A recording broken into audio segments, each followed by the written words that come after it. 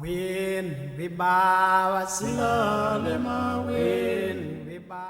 of all the children in Africa, you're probably wondering how I found these 3 kids. The truth is, they found me.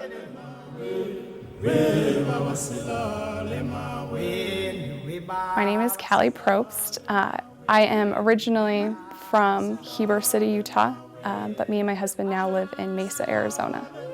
This summer, I had the amazing opportunity to go to the Forever Young International School in Ghana, Africa. I just graduated from ASU with my master's in social work. There's Isaac, who's 12, Emmanuel, who's 10, and Rhoda, and she's 8. They were in one of the groups that I was doing over there, one of the group therapy, and they were working on the grief that they were feeling from the loss of their parents. Knowing their story and how much they've been through, the fact that they've lost both of their parents, and they are such a team together, and the love that they have for each other.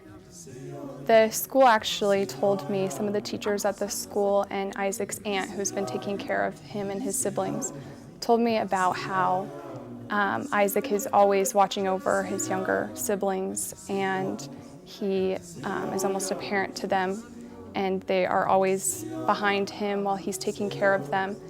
And he actually, at the school, was going, when he would go to get his food, he would hand his food, as soon as he would hand his food over to his younger siblings to make sure that they were eating. I was in, I think, my first group with them, that I just felt like this thought just came over me that I'm gonna ask and look into if I could adopt these kids.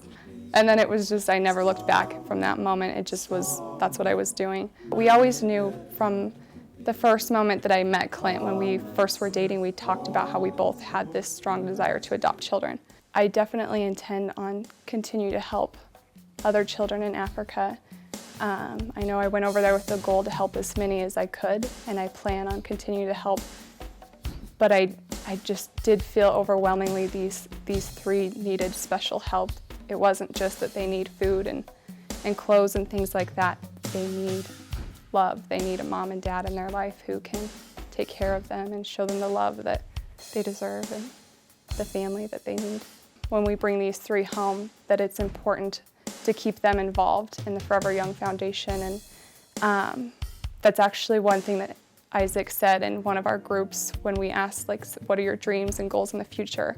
And he talked about how he wanted to give back and help people, which was so surprising to me since he has so little and has suffered so much, but that's important to him too. So service and helping others has always been my passion, and it's definitely something that I would want these kids to experience, the joy that comes with giving back to others and helping.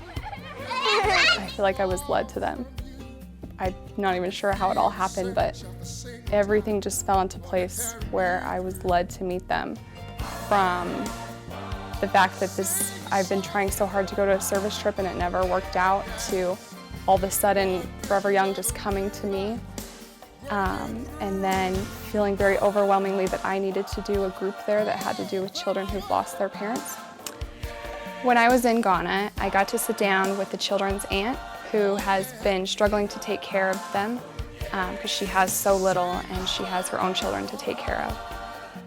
But when I explained to her our family's desire to bring these children home to join our family, she became very overwhelmed with joy, and she told me that every time any of the 3 children would see an airplane fly over, that they would point up and say, "There it is, there's my plane that's coming to take me home to America."